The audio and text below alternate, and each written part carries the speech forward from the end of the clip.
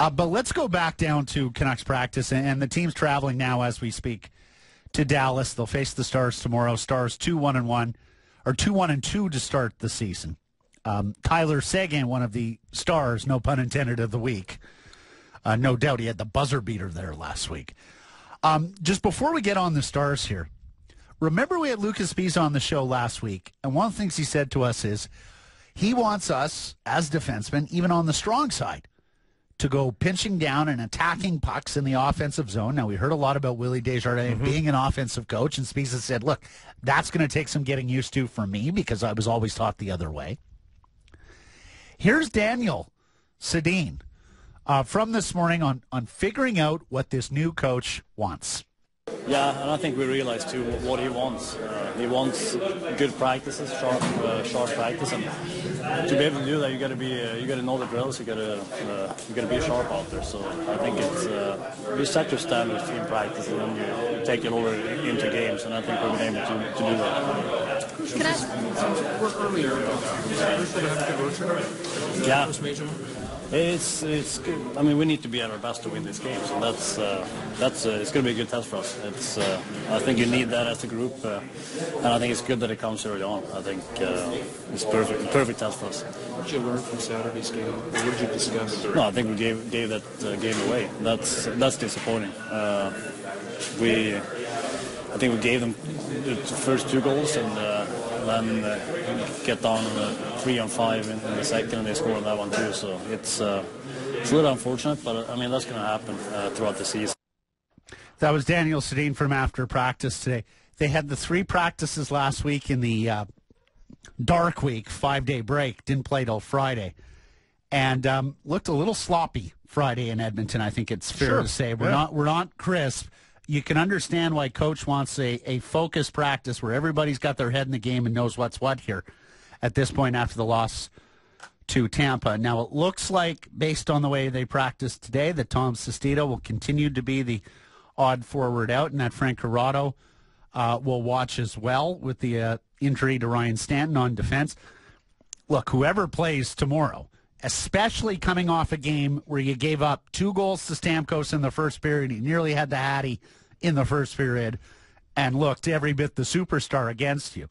Well, Vancouver Island's Jamie Benn and Tyler Seguin, who we note one of the stars of the week, they can play some offensive hockey too. Yep. And Alex Burrows was asked about that duo this morning and the need to at least corral them tomorrow in Dallas. Beat up a lot of teams last year, and so far this year they've done the same things with then they got like 4 or 5 points last game too again. So those guys are world-class players. They're playing with Spezza now, I think, too, so they're really good offensively, but you got to make it hard on them, give them their time and space, make them play in the D zone and frustrate them, and you do that, normally you're able to contain them maybe a little bit better, but they're world-class players. They're going to make plays, and we'll need to play well and make some big saves back there.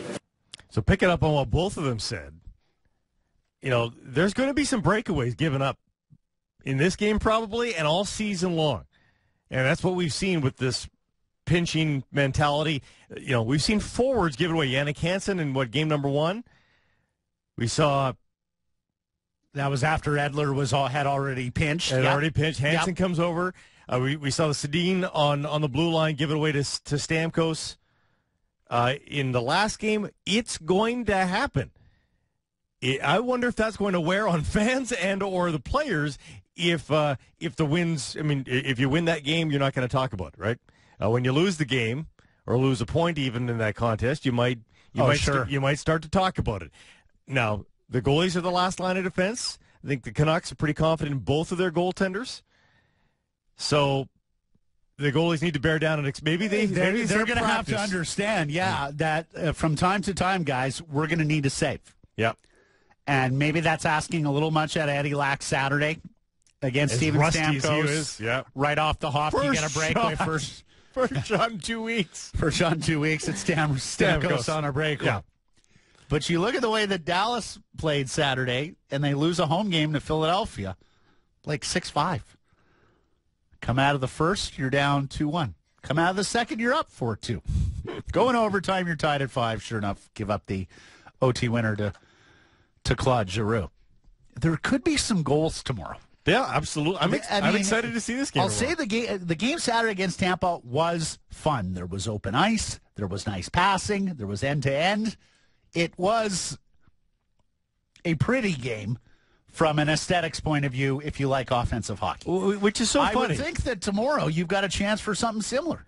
It's so funny because the night before in Edmonton, I forget what the shot totals were, but there was a lot of shots, way more shots than on the Tampa game. But it was a dreadful game to watch, that Edmonton game. It was horrible. Even though shots were high, there was a modest total of shots, probably 34-24 or something in that Tampa game in favor of the Canucks, and yet it was a brilliant game. Shots on goal aren't necessarily a good litmus test for what is an exciting hockey game. It was a fun And fun you game to mentioned watch. this earlier, but in Dallas last year, there were some issues for the Canucks. It was. There's probably five.